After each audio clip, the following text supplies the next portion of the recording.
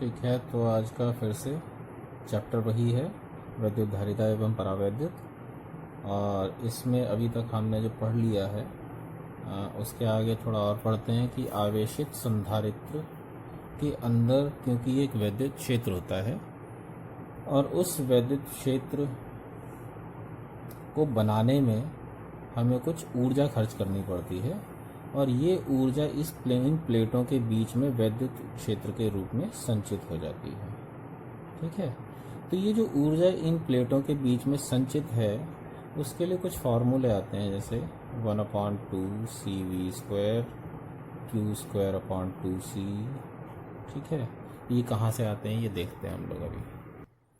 तो टॉपिक ये है आवेशित संधारित्र की वैद्युत स्थितिज ऊर्जा। इसको आप एक काम और भी कर सकते हैं, संधारित्र के स्थान पर आप चालक भी कर सकते हैं। ठीक है, ये दो डेरिवेशन हैं, अलग अलग हैं, लेकिन रिजल्ट एक ही जैसा आता है दोनों का। तो हम ऐसे ही कर लेते हैं कि आवेशित संधारित्र की वैद्युत स्थितिज ऊर्जा और आवेशित चालक की वैद्युत स्थितिज ऊर्जा, इन दोनों डेरिवेशंस को एक साथ कर लेंगे। यहाँ कहते हैं, हम शुरुआत करते हैं, माना एक संधारित्र, ठीक है, और ऑब्लिक करके चालक लिख लीजिए।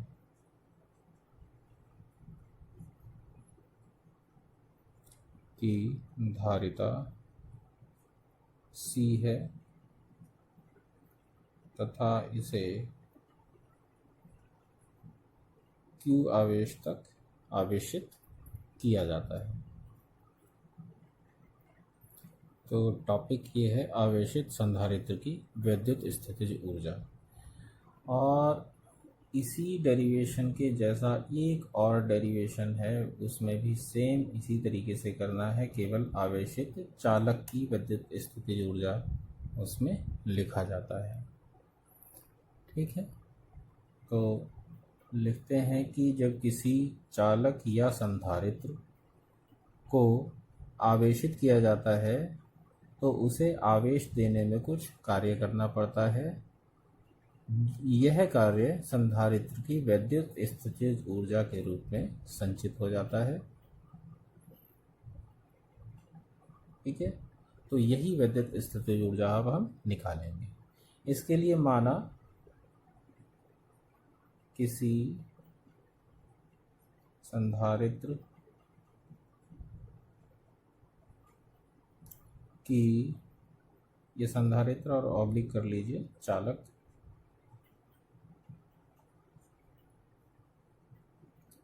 धारिता C है, की धारिता C है। किसी क्षण पर जब इस पर आवेश Q' होता है तब इसका विभव V' होता है।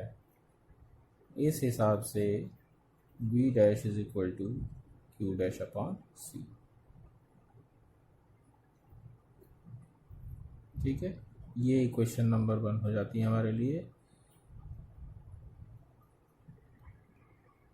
माना जब विभव V' है तब चालक को या संधारित्र को dq और आवेश देने में हमें हमारे द्वारा किया गया कार्य होगा V dq। ये कहाँ से आया? V हमें पता है W/ होता है Q। ठीक है, तो dW/dq भी लिख सकते हैं। इसी तरीके से dW = V, लेकिन V को हम क्या लिख सकते हैं?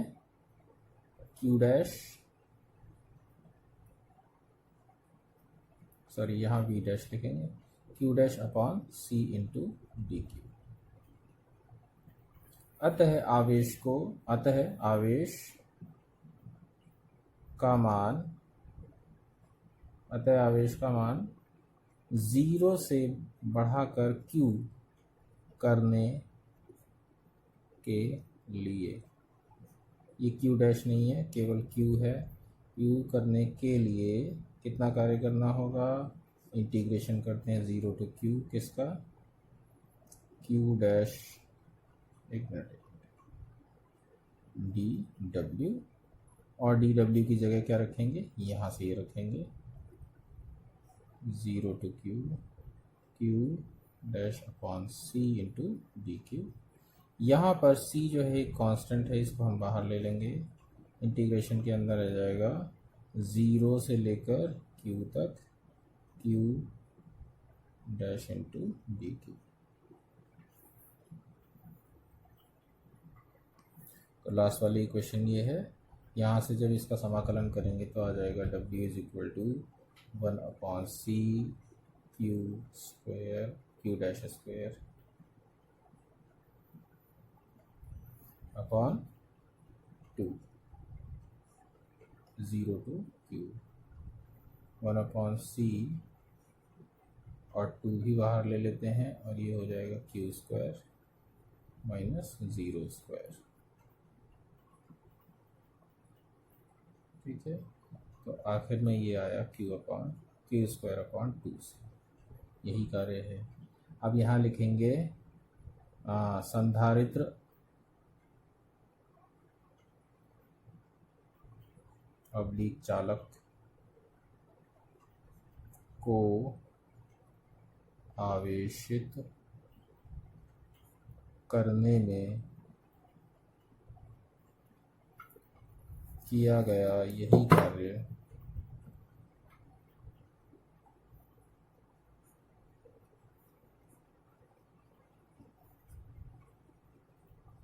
उसकी वैद्युत स्थितिज ऊर्जा के रूप में संचित हो जाता है। अतः संधारित्र अब्लिक चालक की वैद्युत स्थितिज ऊर्जा होगी क्यू स्क्वायर अपॉन 2c। एक फॉर्मूला ये हो गया, Q is equal to C V से U इज इक्वल टू हो जाएगा 1 अपॉन 2 सी वी स्क्वायर।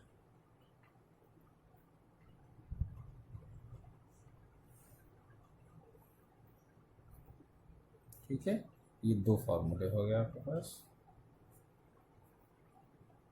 आवेशित संधारित्र या चालक की वैद्युत स्थितिज ऊर्जा के लिए। तो ऊर्जा हमने निकाल ली। किसी समांतर प्लेट संधारित्र की प्लेटों के बीच में ऊर्जा कितनी होती है, वैद्युत स्थितिज ऊर्जा होती है 1/2 सी वी स्क्वायर, और इससे पहले एक फार्मूला और निकाला था क्यू स्क्वायर अपॉन 2c। इसी से एक फार्मूला और भी निकलता है, वो आपके लिए होमवर्क है। तो अब लेकिन ऊर्जा घनत्व यानी एकांक आयतन में कितनी ऊर्जा वैद्युत क्षेत्र के रूप में संचित है वो हम निकालेंगे। समांतर प्लेट संधारित्र की प्लेटों के बीच में ऊर्जा घनत्व यानी ऊर्जा घनत्व का मतलब है एकांक आयतन में कितनी ऊर्जा होगी। तो अभी हमने पढ़ा था कि संधारित्र की प्लेटों के बीच में वैद्युत स्थितिज ऊर्जा होती है 1/2 सी वी स्क्वायर। इसके साथ ही हम जानते हैं कि किसी समांतर प्लेट संधारित्र की धारिता होती है ε0 A K अपॉन डी। तो C की वैल्यू इसमें रखने पर यानी 2 से C की वैल्यू 1 में रखने पर क्या हो जाएगा, U इज इक्वल टू हो जाएगा 1/2 ε0 A K अपॉन डी और फिर V स्क्वायर। इसके साथ ही हम ये भी जानते हैं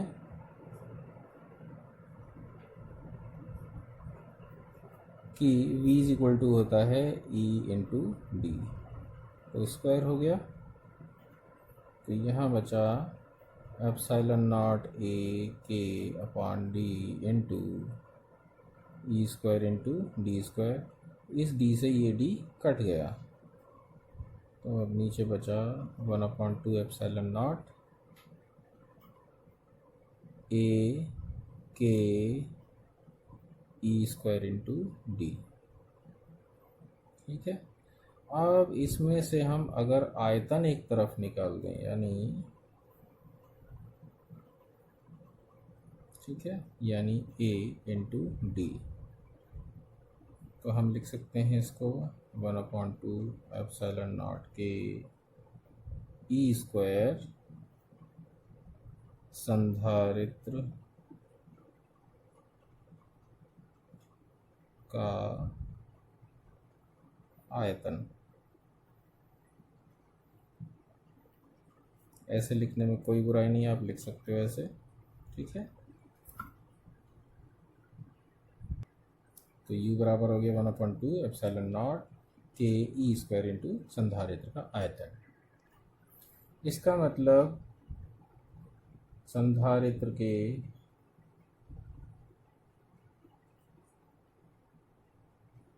एकांक आयतन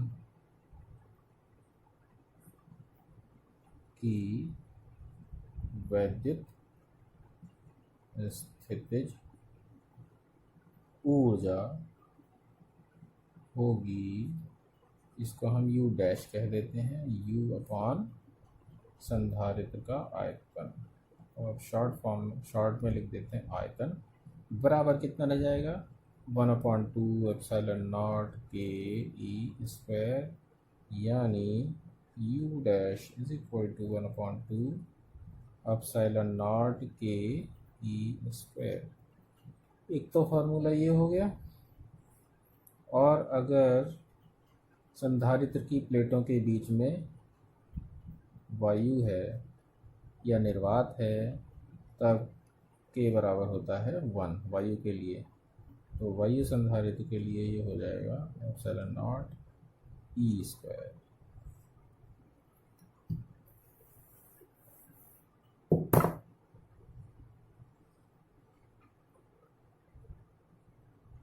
डैश ना भी लिखें तो कोई दिक्कत नहीं है यहाँ पे। u is equal to 1/2 epsilon naught e square. ये हो गया आपका व्यंजक एकांक आयतन का ऊर्जा के लिए, और मात्रक होगा जूल प्रति वर्ग मीटर, सॉरी जूल प्रति घन मीटर आयतन है। अब एक छोटा सा न्यूमेरिकल ले लेते हैं।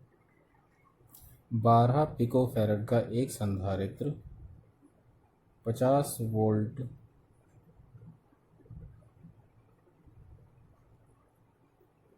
की बैटरी से जुड़ा है। संधारित्र की वैद्युत स्थितिज ऊर्जा ज्ञात करनी है। इसका सॉल्यूशन करते हैं। सॉल्यूशन के लिए पहले नोट कर लीजिए, C इज इक्वल टू है 12 picofarad, and that means 12 into 10⁻⁻12 farad. इसके अलावा वोल्टेज है 50 वोल्ट, ठीक है। और बड़ा आसान हो गया ये तो। ऊर्जा निकालनी है हमें। ऊर्जा का फॉर्मूला होता है 1/2 सी वी स्क्वायर। 1/2 सी की वैल्यू है 12 गुणा 10⁻⁻12, और वी की वैल्यू कितनी है 50, और यहाँ हो जाएगा 50 का स्क्वायर। 1/2 इंटू 12 इंटू 10⁻⁻12 इंटू ये हो जाएगा 2500। यहाँ कटिंग की, ये बचा 6 और 25 का 150, और ये 2 0 है। तो साथ के साथ आप भी थोड़ी सी कैलकुलेशन करिए, मैं आंसर बताता हूँ।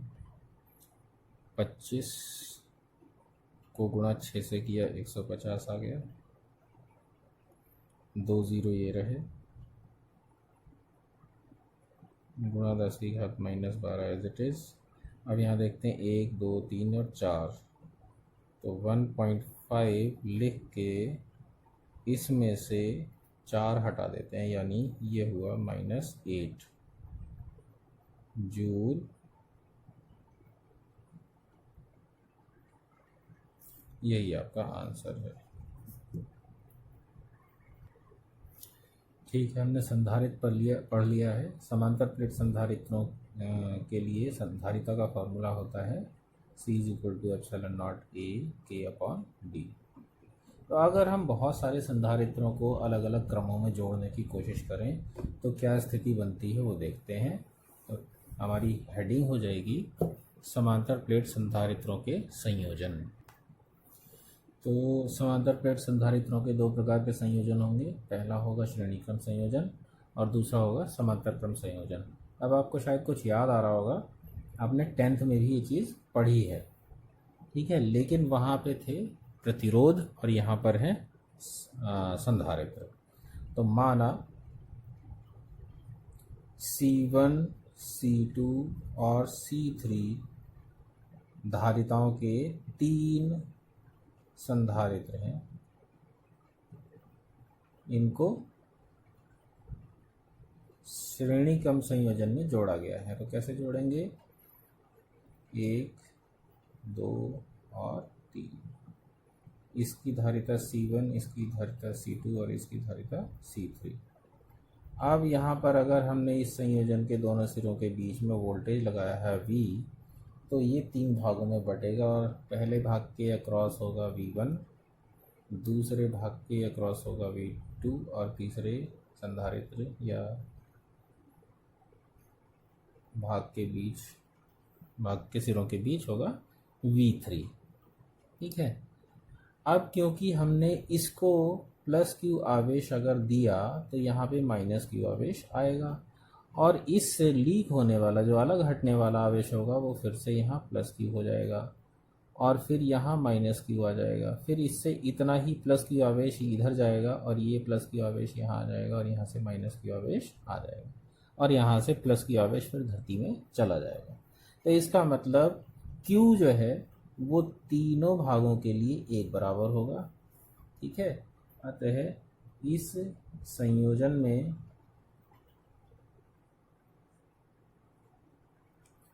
तीनों संधारित्रों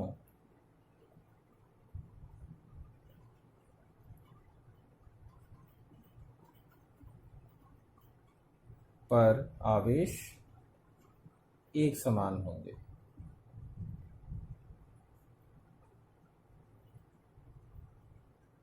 है ना, एक समान होंगे यानी Q होगा, ठीक है। तो Q बराबर हो गया पहले संधारित्र के लिए C1V1, Q2 हो गया C2V2, Q2 नहीं लिखा, ठीक है, और Q तीसरे के लिए हो जाएगा C3V3। अब हमें देखो, अब हमें एक इक्वेशन बनानी है और इक्वेशन कैसे बन सकती है? V1 plus V2 plus V3 बराबर है V, ठीक है। तो हम ये देखते हैं यहाँ से इक्वेशन बनाने के लिए कि संयोजन के लिए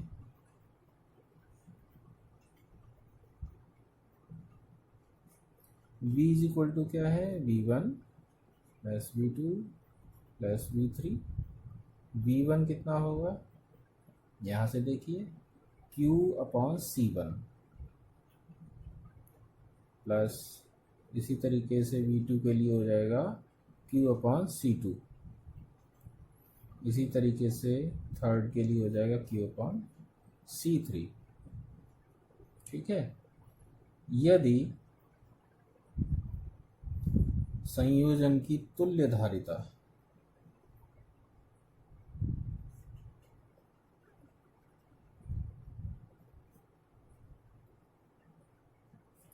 C है,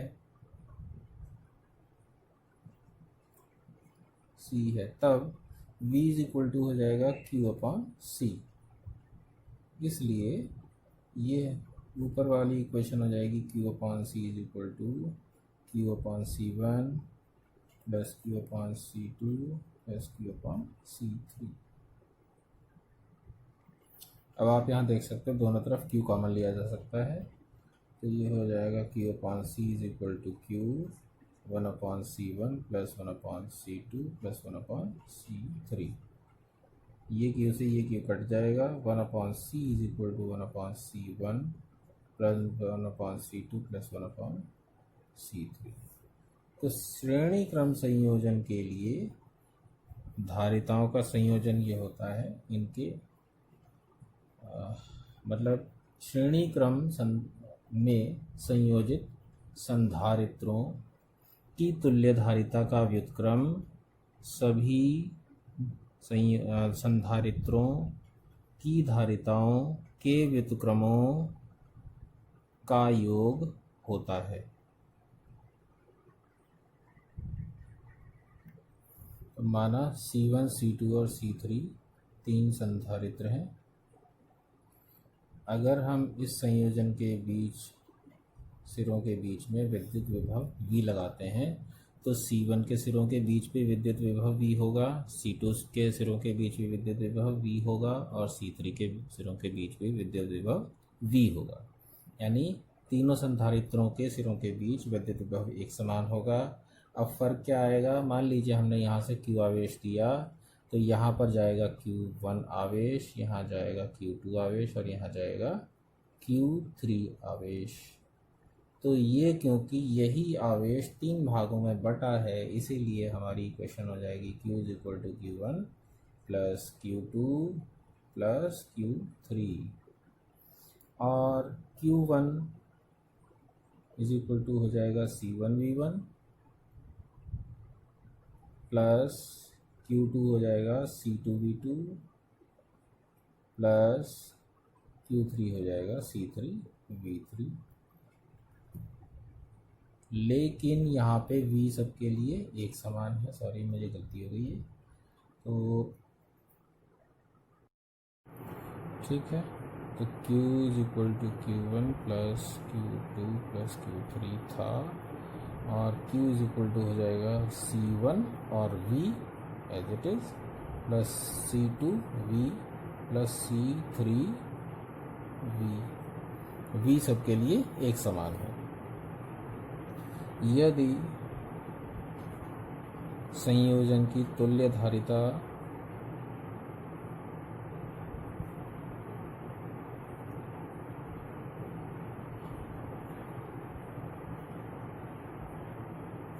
C है तब Q बराबर क्या हो जाएगा CV। अतः CV बराबर C1V plus C2V plus C3V। Common आ जाएगा दोनों तरफ से V, यहाँ आ जाएगा C1 plus C2 plus C3, V से V cancel, C = C1 plus C2 plus C3। ठीक है। अतः समांतर क्रम संयोजन संधारित्रों के समांतर क्रम संयोजन की तुल्य धारिता संधारित्रों की धारिताओं के योग के बराबर होती है। ठीक है, ये हुआ हमारा फाइनल